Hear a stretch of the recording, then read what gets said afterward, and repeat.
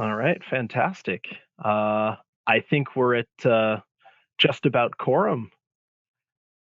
Eddie, what do you think? Should we get started? Let's roll.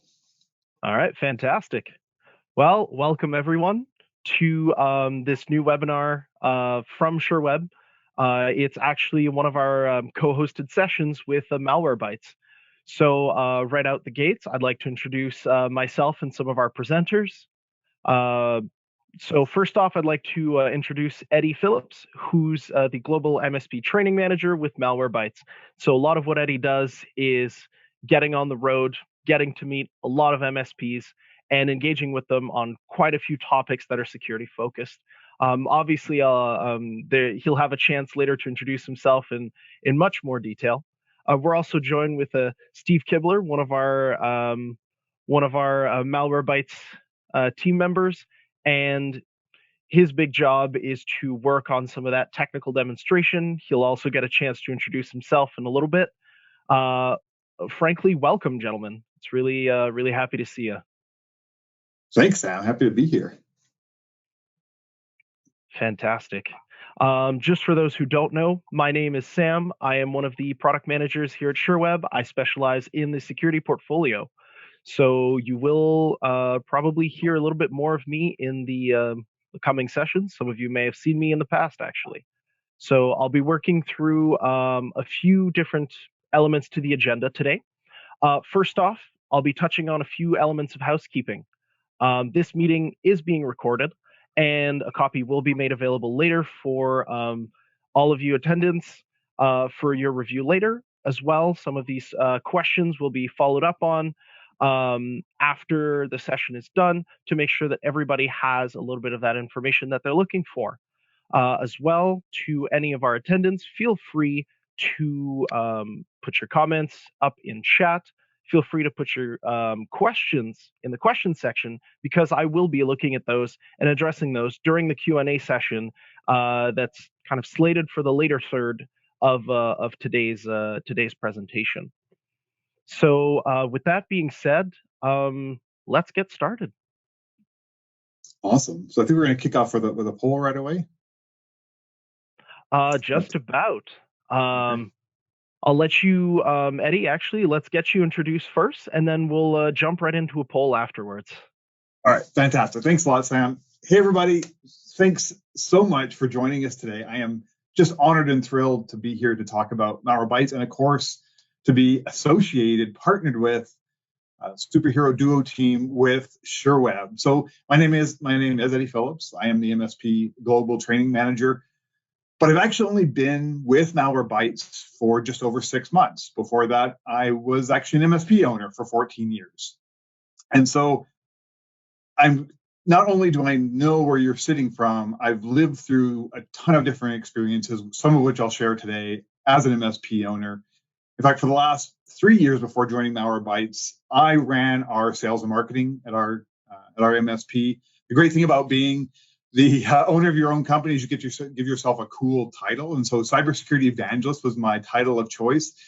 And I focused on, educating our clients, because I really believe that, educating clients, educating small and medium businesses around cybersecurity is the absolute key to selling them on solutions that will ultimately protect them from the evils of cybercrime, right? Prior to that, I was head of operations. Did some really awesome things, and I can't take credit. I had a phenomenal team. We drove, up our SLAs, we drove down our response times, and it was absolutely a ton of fun. But it wasn't always like that, right? When I first started my MSP back in 2008, I learned the hard way. I actually came from the enterprise. I was a pretty good analyst and a damn good engineer, and I thought that, because I was good technically, and I had this draw within me to have a more intimate relationship with the people I was helping. I thought that was a good enough reason to start my own MSP. And I'm sure a lot of you are probably laughing right now, because that's not all it takes, right? There's marketing and accounting and, understanding the cybersecurity landscape. There's just so many different aspects to running an MSP. And I can certainly understand that, not least of which is being able to manage, what I call stack overload. Like there's not only endpoint, but there's firewalls and cloud security and awareness training, and not to mention tickets and projects and everything else. And so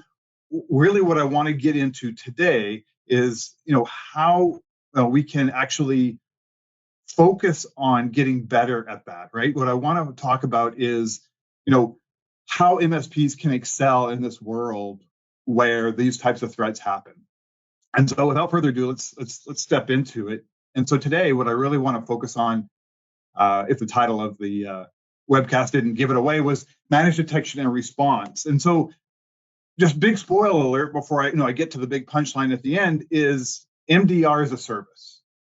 Managed detection response is a service that wraps around your EDR, your endpoint detection and response. And so let's get into that first. Let's talk about what EDR is. That sounds Hey, Sam, great. you want to kick off that poll? Absolutely. Let's get to see how people are with MDR. Are you familiar with it? Have you considered implementing it already? Or do you want to dive a little deeper on what MDR is? So feel free to start voting. That's going to be open for probably a minute or two. And then our ninjas behind the scene will close the poll in time, and we'll be able to go through the results. Awesome. So let me describe EDR, and then we'll circle back to the results. How does that sound, Sam? Yeah, that sounds good. Awesome. All right, very good. So our MDR is powered by Malwarebytes EDR. So what is EDR briefly? It's been around for a while. Most people know what EDR is, but just to highlight some of the enterprise class features that separates EDR from your regular endpoint protection. And first of all, specifically with Malwarebytes, easy to deploy. I know as a former MSP owner, I'd rather get a root canal than rip out my old endpoint and put in a new one. So chances are, if you're doing it, you've got a great reason. Whether the interface sucks, whether you're not getting the support that you need, or it just isn't effective.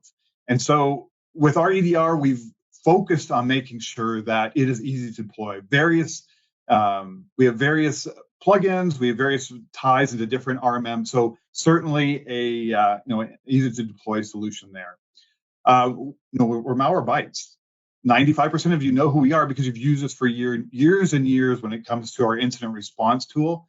So we've been around. We have the telemetry, we have the data to understand how malware works, how to prevent it, and how to rip it out.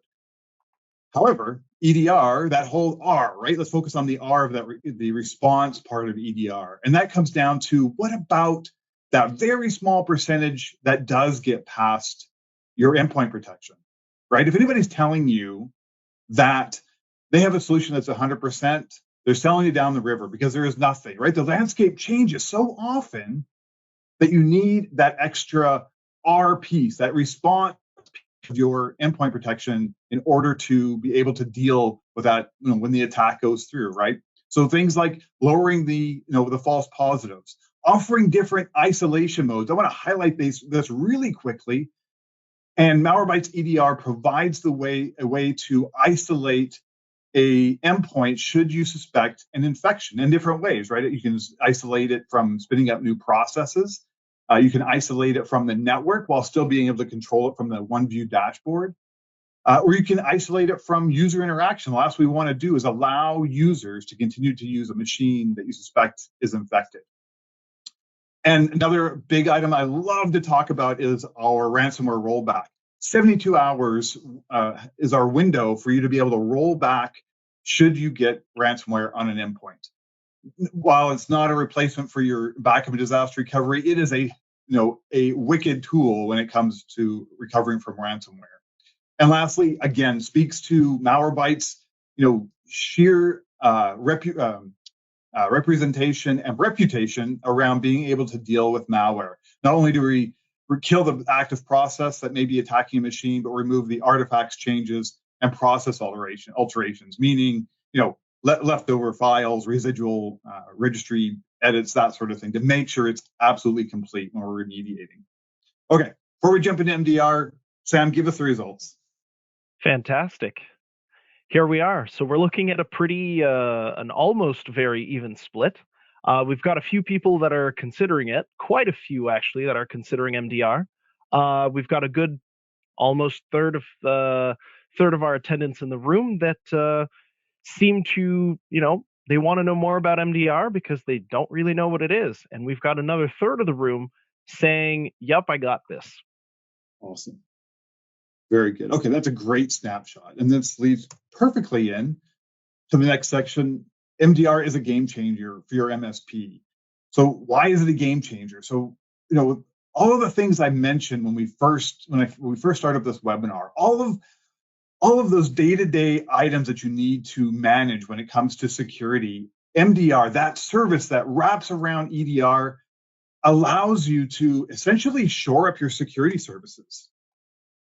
Right? So this is what it looks like when you look at and you start to tear apart MDR. First off, 24/7 by 365-day coverage. How many MSPs are able to offer that sort of coverage? Very, very few. Before my MSP implemented MDR, there was no way, right? I mean, in reality, it was a matter of fact that it was an emergency when we came in Monday morning and there was an alert or some sort of infection, or even if you didn't get the alert until late in the evening, chances are no one saw it until the next morning. So having that coverage right there is just a huge opportunity for your MSP to broaden the wings of your coverage when it comes to being able to watch out for your client. There's built-in ongoing threat hunting, always looking for new and existing threats that have penetrated their defenses. Tiered notification, meaning that you can adjust how that your MSP is notified. I mentioned the rapid setup around EDR, but MDR plugs right into it. It is as simple as a toggle switch and answering a couple of questions.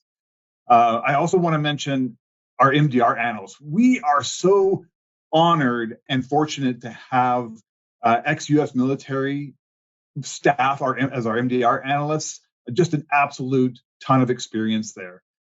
Flexible remediation options. This is where I know some MSPs get a little bit paranoid and maybe don't want to give up too much control when it comes to remediation. But there's options when it comes to Malwarebytes EDR. You can either work with the MDR team to remediate, or you can allow them to have at it, right? You can allow them to accept those alerts, analyze them, and then address them right down to the remediation step. And then the last item I really want to jump on and call out is our two-way communication with our MDR analysts. Some of the MDR solutions that we used as with my MSP, I felt like we were taking the alert and pitching it over the fence to the MDR team and just hoping that they were doing something. How frustrating is it not to have that transparent communication with your security team? So I love the fact that we offer two-way communication with our MDR analysts. Okay, so here's where I typically go into our MDR delivery flow. But here's the thing, is I can describe this to you, but a lot of times when I present this, when we start talking about this, it's hard to grasp exactly what I'm saying. It's hard to grasp exactly what we're doing. So here's what I like to do. Let's look at a typical MSP response. And I'm going to base this off personal experience. This is what our MSP used to go through when we had a malware threat before we had MDR. So a threat would come in. Again, like I mentioned, it could be on a late Friday, and we may not see it till Monday morning. And when the alert comes in and you see that dreaded ticket that's a top priority, that someone's been infected, or worse, you get that emergency call in the middle of the night that something has happened with one of your clients. We personally did experience a ransomware infection way back in 2014, before it was really widespread. And this is kind of how it went. As we received the alert, we got an emergency call from our client, and there was no enrichment. Right? There's no step where our EDR at the time provided that extra information. And let's be honest, back in 2014, it probably wasn't an EDR. It was probably just an endpoint protection. And so we went directly to the triage step. What do we do next? How bad is it? Who is it impacting? Of course, at this point, with that manufacturer that we were working with, it was late in the fall where they were creating their catalogs for the winter. And of course, they were freaking out. They were impacted. 13 terabytes of data was encrypted. And so our triage was like, holy smokes, this client's down. The owner is, on our cell phones freaking out. And so then we go to remediation. And so it was all hands on deck to figure out where did the root cause come from? How do we stop the infection? And then of course, going to remediation and business continuity, right? How do we get them back? And at the end of the day, we closed it, we recovered, but were we 100% sure that we were, cleaned up every single endpoint that was infected? It was a happy ending for us. We were able to get them back up and running, but it could have been so much worse. Okay, that's the typical response. Here's the difference. The malware threat comes in with the MDR in place. There's an alert. We have an AI enrichment that wraps around those alerts to help guide our MDR analysts. And then they actually look at it. A real human being, our MDR analyst, looks at that alert. It figures out what to do with it and takes action. Not like a lot of our competitors, to be honest with you, that depends too much on AI to identify and remediate. We actually have human beings checking it out, making sure it's the appropriate action, moving forward with remediation. And then finally, you can be confident that closure has taken place, because the more you've spread out that EDR and the more that you have leveraged MDR for your solution and protect your clients, the more we know and the more that we can help protect you. All right, without further ado, what I want to do is hand this off to Steve. He's going to run through OneView. One thing you're going to notice with it is that, and one thing I'm most proud of, and probably one of the biggest reasons I left my MSP to join a vendor, was just how beautiful the interface is. It's easy to use, it's intuitive, not to mention the robust core that OneView offers, but the wonderful add-ons. Anyways, without further ado, Steve, I'm going to hand it over to you. Great, thank you, Eddie. So I'm going to show you a kind of a, I wouldn't say brief, but I'll give you a little tidbits on what our OneView platform is. Really, it's designed to manage endpoint security for your clients. As you can see here in this main screen, it's showing you a dashboard of your clients. So within here, you can see different clients. You're getting alerts about remediation required, scans needed, suspicious activity that you need to investigate. You can scroll down and see different detections. What are the most detections you're receiving? Who's the top 10 endpoints with detections? I had a client one day said he loved this one because that means, with most particular with this one, somebody's got 380 detection on one device. It's a good time to reach out to that person and say, hey, what are you doing? And look a little bit closer to kind of get those detections down. And different threats. You can drill down even closer just onto what we call in here, we kind of have a name in here called sites. So really sites you can think of are your MSP customers. We can also sell, as people buy the product, also to use to manage maybe large organizations or school systems. So sites that point in time could be considered different campuses. But with MSPs, sites are equal to customers. So you can drill down a little bit further and just look at one site to see, okay, what is this site really up to? To just look a little closer on just particular sites. But a lot of times, what I like to usually show first is how easy it is to have a new customer onboarded or even a prospect given a trial. It's very easy. You come in, add a site, you give it a site name. I'm just going to name it XYZ. Give it a site contact, somebody that is with the site. I'm going to abbreviate my name. Give it an email. I will just put something in here. And assigning users. So you can we have users within our console that can be added prior to assigning a site, or you can add them to this site afterwards. So we have a couple different types of users. We have somebody that is an administrator of all of OneView. So what that means is you can set people up that can administer all the sites and all the settings. Then you can break it down to having a particular users administer particular sites / customers. So they can only manage those. And then you can even, if you wish, is to give your customer rights to administer the site. I have some of my MSPs do that, some of them don't. I mean, we have different ways, the customer can come in and do their own administration, do their own remediation if they wish, or if you allow them to, Or if you don't want to allow them to, you can give them then just view access, so they can come in just to take a peek, maybe what's going on with their site. I'll assign just a random user. I always seem to assign Alan. And then we have site contract end date. This is more for reporting purposes. It's not going to actually end.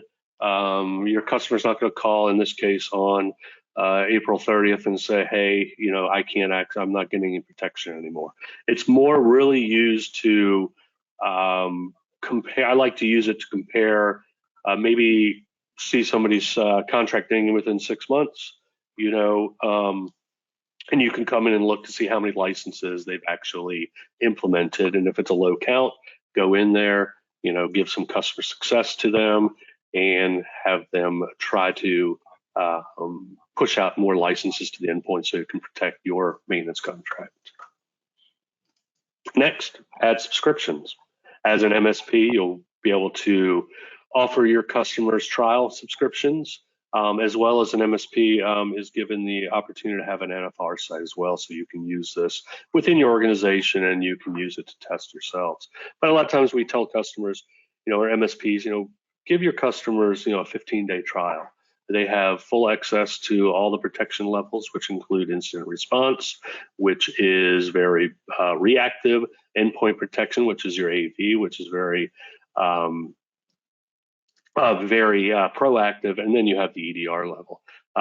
So you'll be able to test those on the sites and show the customer the worth of the product. And then after 15 days, if they still want to push it forward, go to 30. If they purchase within that time frame, just flip it to paid. There's no reason to do any more uninstall or reinstallations. And then you can add a license allocation. So let's say this customer committed to 10 licenses of EDR for workstations and 5 for servers. This here again is will allow it to go above to 10 to 12 to 14. That just means, obviously with your discussions with the customer, say, hey, as you add more and more, it is a usage based, and you would be paid, charge more and more.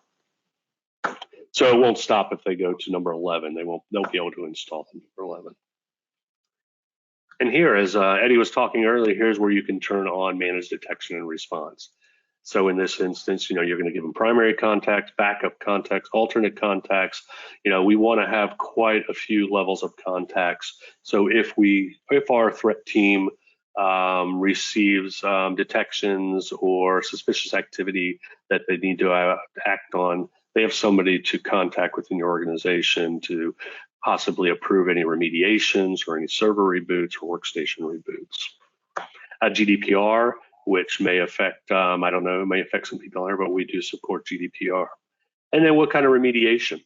With remediation, you have malwares managed. So this is where our threat hunters will go in, look at, as Andy was talking about it, we'll look at the threat that came in, the detection or suspicious activity, provide ways to stop it. They'll be stopping it themselves. And then if in a remediation, they'll reach out to the customer or reach out to you as an MSP to make sure it's okay to go ahead and remediate that client.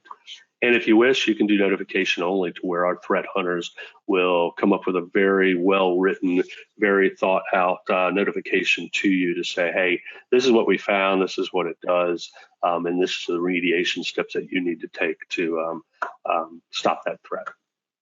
So let me turn that off real quick and then jump on to add-ons. Add-ons, we have quite a few add-ons and more to come. We have vulnerability and patch management. So what this does is our agent will take inventory of the third-party software on the device, as well as the OS and its version. And then what it'll do is it'll compare it to maybe a NIST vulnerability database or other vulnerability databases that we subscribe to, and let you know, hey, Google Chrome version 1 has these security threats. Here's the remediation required to overcome those security threats. At that point in time, if you have patch management, you can tell the endpoint within our console, you can tell the endpoint to reach out, in this case to Google, download that update and install it. And that also works with Microsoft as well. So if there's a security patch needed, it will reach out to Microsoft and download and install that. We also have DNS filtering. So we can block all. Oh, go right ahead. Yeah, I just want to jump in really quickly. I love to call out on the vulnerability and patch management, just because that was something that my MSP struggled with quite a bit. Microsoft, not so much. A lot of the RMMs out there do a phenomenal job, but I think it's, what is it, 91 or 93 third-party vendors software that we update, and growing. So huge and growing. Yeah, very good. I just want to call that out because it's such a huge feature. Oh yeah, it is, definitely. And then to add on to that, we have DNS filtering. So we can block devices from reaching via their browser to different categories of sites, adult theme, gambling, shopping channels, stuff like that. And we'll block that and let the user know, hey, this site's been blocked. As well, it'll stop users from reaching phishing sites, malware sites, known malware sites, and different security categories. And then a new feature coming on board, I believe this will be added within the coming days or coming weeks. We can do application blocking. So if you don't want a reader to use, let's say, Google Docs for their their document, you can go ahead and block Google Docs and force them to use Microsoft Office. Maybe you don't want them to be able to use some Adobe products. A pop-up will come up and it'll say, this application's been blocked by your administrator. And we have some others coming down the pike.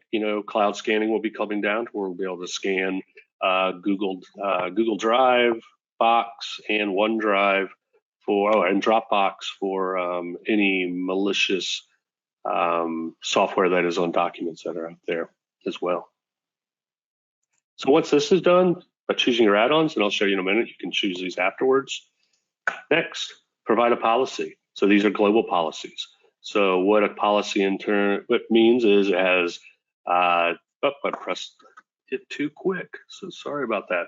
But with policies, let me jump over to that.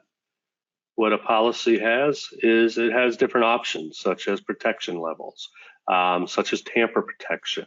Maybe you don't want the Malwarebytes icon to show up. Maybe you want to not allow your end users to do threat scans. Different things, different options like that. It'll have some of the EDR stuff that Eddie was talking about. It's different settings from ransomware rollback to where we can, as a ransomware is attacking the machine, we're backing up those files it's changing right on time and storing it encrypted within our file structure. And then after that, we'll give you 72 hours to roll that back. So, your devices can be clean. So let me jump back over to sites. So with these sites, you can then go and you can add afterwards with managed subscription. So I can come in and then I can add these afterwards. I can add MDR. In this case, this one was already turned on.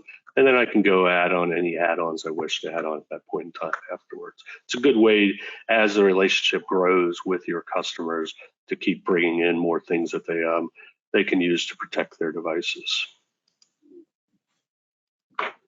Looking at it. So let me jump over one thing. I'm going to show you one more thing. Oh, let me show you when Eddie was talking about the MDR and he was talking about the SOAR platform in those slides, we'll give you access to go ahead and look to see what cases are out there, what's going on with the MDR attacks that you have. This will bring this up. You can go to your dashboards, see what's going on. In this case, it's been a case, there's alerts, different other information being shown. You can then even scroll down and see, okay, discard. Let me go back one. Show you these cases better. No cases there, but we'll be able to show you, the different cases that have been worked on, to show you, hey, this is some of the details of what's involved with this case that you can go ahead and, just to see what our MDR team is working with. I love that so much. That's getting a lot better. They've been really putting a lot of effort into making that really usable. And let me show you one other thing. When he was talking about EDR, to be able to step through and see some of that suspicious activity that's going on, to see, okay, why is this suspicious? What is going on with it? You just kind of zoom in a little bit in here. So in this case, we give you a process graph. So a command launched what we call Mafube. It's a known ransomware attack. And don't worry, we turned off all of our protection levels to get this in here. So we'll tell you, okay, what's Mafube doing? Hey, it's changing 16 registry values. It's writing 10 files. It's spawning off, other processes. So with that ransomware rollback, when it sees something like that, it's going to pause this process here, back up those files in real time, and then allow this to keep on going through and then continue to back up. And then you'll receive a suspicious activity alert that you can act on. In this case, here we give you, the MITRE tactics mapping and what it tells about each of the different things going on. So disabling a Windows firewall is one thing it's doing. It's providing a defense evasion. It's disabling or modifying a system firewall. The sandbox, we're actually taking this file, uploading it to our sandbox and taking a closer look at it for you, just to give you an idea and more information of what's going on. Hey, it's doing a suspicious double extension, vacation.jpegs.now.exe. I know if this came over, if this was on my parents' device right here, this definitely they would click on this one, mostly if it's coming from me, and then they would have malware. So we're giving you all this information. We're even giving you a different summary, even leaving it down here. So, you're looking at it closely. Hey, this is suspicious. This possibly is malware. Let's go ahead and let's isolate this endpoint, block those network connections, block that process, block that user activity, and then maybe reach out to the customer and ask them, okay, we found this, we've blocked it, it's not going to cause any other problems. Is this something that is malicious? The other day I had somebody this exact same thing happen, but it was a 15-year-old accounting software that they've always been using. So in that case, we went in there, we put in an exclusion within the software, and now they don't get a suspicious activity in that anymore. But if this was malicious, you determine this is malicious, then you can come in, do a remediation. And what that does, and what I always kind of tell my customers or tell when I'm doing demos, we're getting rid of the head of that snake, which is the most dangerous part of that malicious activity. And then we're getting rid of the body, or it's all those breadcrumbs or ancillary files that malware puts on there. And at the very end, because this was ransomware, we're going to take those files that we backed up, place them on the machine, and then the machine's good and clean and ready to go. I love the fact that we use a variation of the stoplight method to make this so easy to read. I know some of the other EDRs I've used in the past, you get lines of text as a log, and good luck trying to read through it and understand it in a timely manner, whereas, very, very nicely laid out.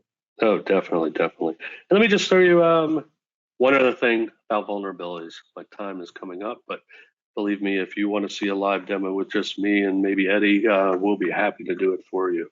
But with this vulnerabilities, what I like to show is these are all the vulnerabilities that we're finding with software, but we link it back to, a NIST database. Why is this vulnerable?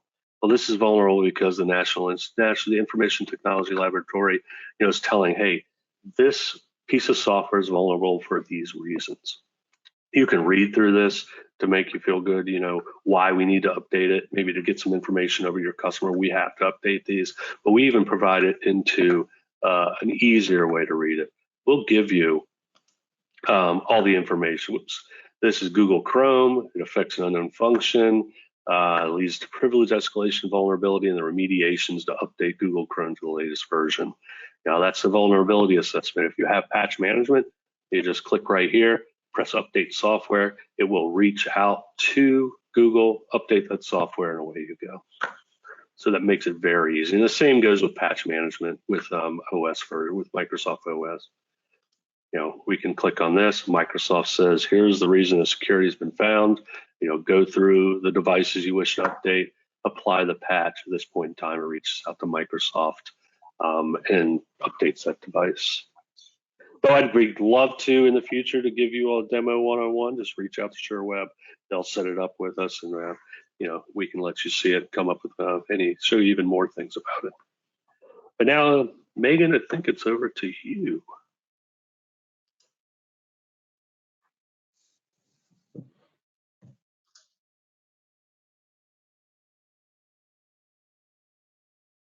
All right, fantastic.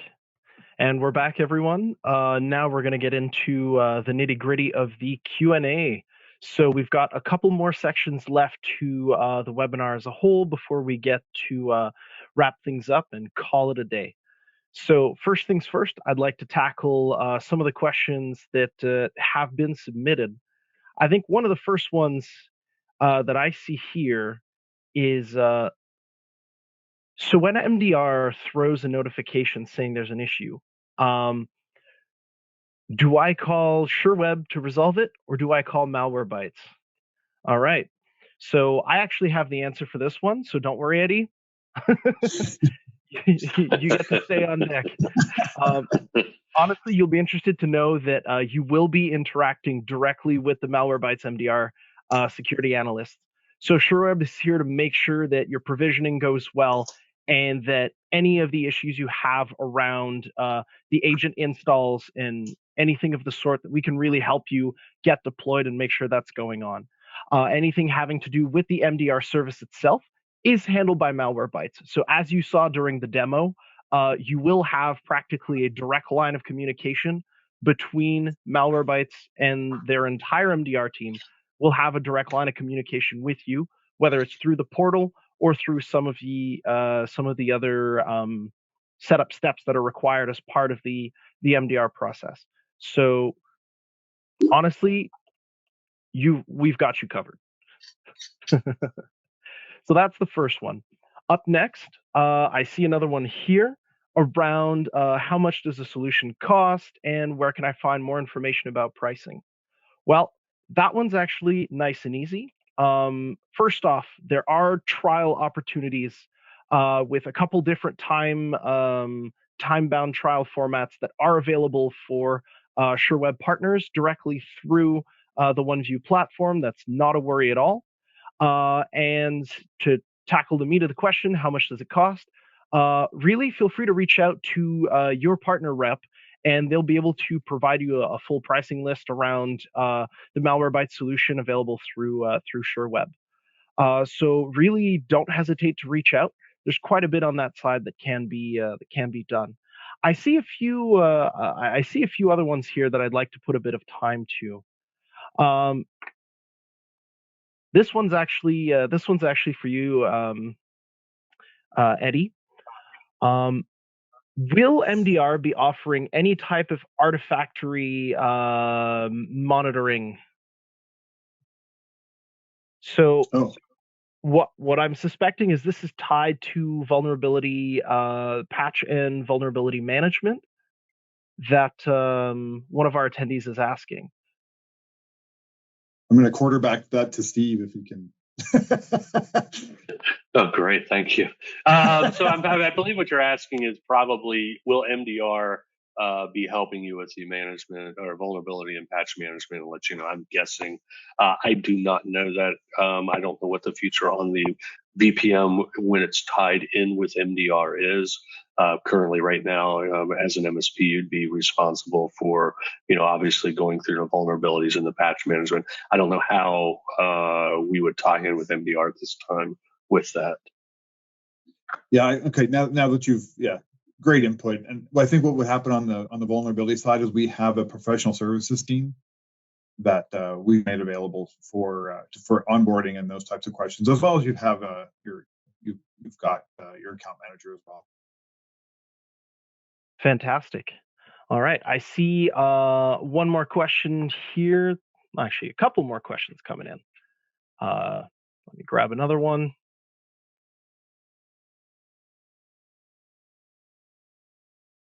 All right, sounds good. One of them that I see here, pretty easy to answer. I'll actually take this one. Is there an NFR license available for Malwarebytes for partners, or is trial kind of the only way to test things out? First off, don't be shy. Trial is actually fully available right now. That stuff is fully deployable, can be fully deployed on partner systems just as much as it can be deployed on any of your client orgs that are willing to kind of be at the forefront, be at the spearhead for this one. On the NFR side, that's something that is currently unavailable through Sherweb, but feel free to talk to your account manager and there are some cases in which we can, work something out as well. So to tackle just a few more, let's see what else is in chat. I see one question here coming in around a bit of a comparison with some of the competition. I think a point that we need to make here is that, Eddie, this is a bit more of a free-form question here. Steve, feel free to chime in as well. I'm happy to spend a bit of time on this one, but ultimately it boils down to what are kind of some of those key elements that you look at when it comes down to picking, which MDR solution might be right for you? Comparing a little bit of the competition, we might not need to name names, but for sure, what does that look like in terms of features, in terms of other key elements to look at when thinking about picking an MDR solution? Yeah, I can tell you my personal experience, because we changed EDRs 3 times, at least, if you don't count traditional or legacy antivirus. And so the first reason we changed was simply it was ineffectual. It just didn't work properly. It didn't provide us the protection. The solution we moved to after that was pretty good. However, our struggle was around the interaction with the SOC, the MDR analyst. We felt like there was a disjointed relationship between us and the SOC. Not only that, but the vendor's support and the SOC. It was a big pain in the butt to try to figure out which one fell into which bucket, and they didn't communicate with each other, and so it was very high administratively. And just at the end of the day, it was not a smooth process. And the third time we changed was because interface. The vendor that we worked with was growing rapidly, and what happened was they had their core offering, and then they were beginning to branch out into things like endpoint protection and MDR and that sort of thing. And you could tell when we went into the interface, we logged in, it looked like they had figuratively duct taped these extra pieces into the interface, and it was let's be super honest here. How often do you really go into your dashboard around EDR? Only when there's an event, or maybe you're deploying a new site. And so every time we went into that interface, felt like we had to relearn it. And so that was the final reason. Some big key factor. So something around what I would call like stability of friction. Really, it's to really talk about kind of some of those key friction points. Friction, whether it's at the honestly the vendor side when it comes to support, from what one of your experiences was saying, and yet again around friction, except this time it was friction at the product level, right? Yeah. So I think I definitely say that sums up some of the points that I had jotted down as well to tackle this one. And yeah, it's really there's quite a bit to keep in mind in terms of reach as well. That's one of those portions for me personally that having a look at things, there's a point to be made where are you looking for a full SOC outsource, or are you looking for a teammate to play in your court? And to me personally, there's a bit of a line between the two that I find that's definitely worth exploring. Obviously at a at a later time there, but there's definitely something there to chip in on. Let's see if we've got anything else in chat. In terms of the big questions that I see around chat, I feel like we've covered quite a few of them. There's actually more that we can. There's definitely more that we can touch on, obviously, in smaller one-on-one sessions. If you'd like to engage with your Sherweb partner representative, as well as engaging with Malwarebytes directly, we're happy to be putting some time together there to make sure we can address some other concerns as time goes along. Actually, I do see one more that's come up How much time do we have regarding. What's up? How much time do we have left? Oh, we've got a good couple minutes. I'd like Okay, to actually. I've got a few closing remarks in mind. So feel free to feel free to grab the mic. I see one last question in there, Eddie, that I might want to tackle right away. Yes, by the way, there are charges for add-ons. This isn't necessarily something that is kind of handed out willy-nilly. These are all additional features that come with their own price points, which is kind of tying back to my previous point of making sure you do get in touch with your Sherweb partner rep so you can get a good sense of where things are.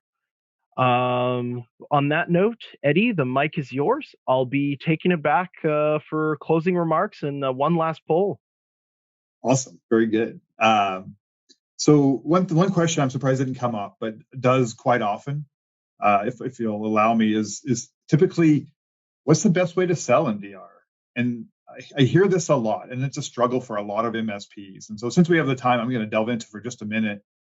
And here's the approach that we took when my MSP sold MDR. And I would say there's two distinct stages or approaches. And the first off is for your existing clients, it comes down to education and awareness. One of the major things that we always stressed with our clients that security is never a checkbox. It is absolutely a journey. And so we would do things like share our pain.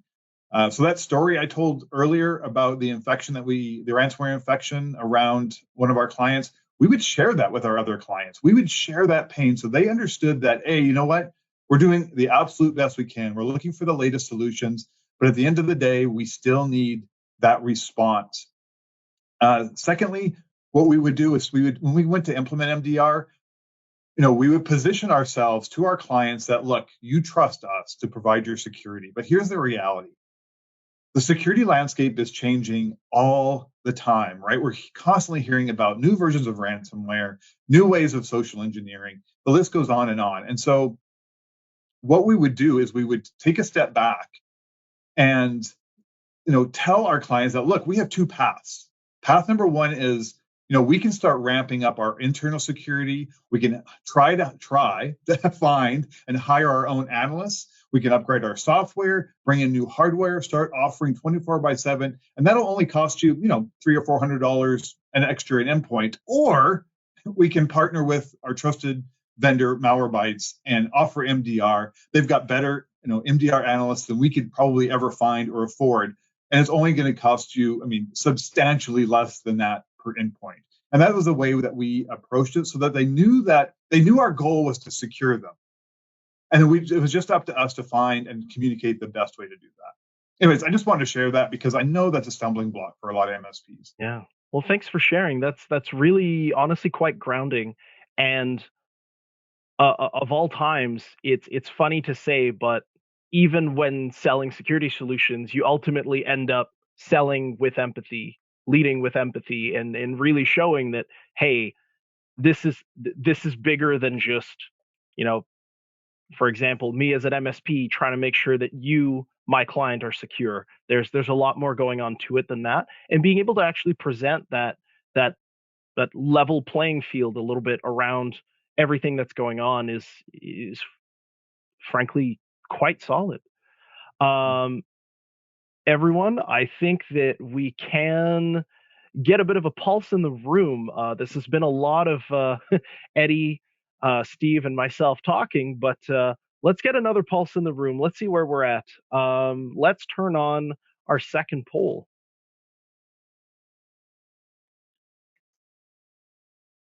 All right. We're going to leave this open for voting a little bit longer. Let's wait and see. The big question here, who experienced a significant security incident involving malware? All right. I'm giving it another 5-6 seconds here. So get your votes in now. All right. Polls are closed. So let's go look at some results. We're seeing that, wow. Yeah, the 11% only have had none of their clients be be affected by significant incidents. That's quite a lot of you. MSPs themselves slash other participants have directly been impacted. Actually, we're just a handful of percents away from a clean 45% already. Like, this is quite a bit. This is quite a bit. So I feel that a lot of us here on the call can really understand not just the gravity of the total situation, but also to get a sense of how there are like real solutions out there that are really there to resolve this issue and at least have stack the deck in the favor of those of us who are trying to do legitimate business. Yeah, no kidding. That 89% represents that terrible sinking feeling you get in your stomach when you know things are going to get really, really rough. Yeah. Well, on that note, frankly, thank you everyone for attending. Obviously, I've got a bit of closing remarks here around getting started, because there are quite a few ways for you to get started. You can actually just jump right into your Cumulus account and get started with your free trials. If you want to go ahead and kick the tires on the Malwarebytes security experience as a whole, there's quite a few variants as well of the solutions that they offer. If not, feel free to start having those security conversations with, honestly, your Sherweb rep, with your clients. Honestly, raising security awareness is something we can't do enough of, considering the state of the world these days. And beyond all of this, really, I want to say a big thank you to the Malwarebytes team for coming online and having this essentially this whole conversation with us today. Awesome. Well, thanks again, everyone. Yeah, thanks everyone for joining us.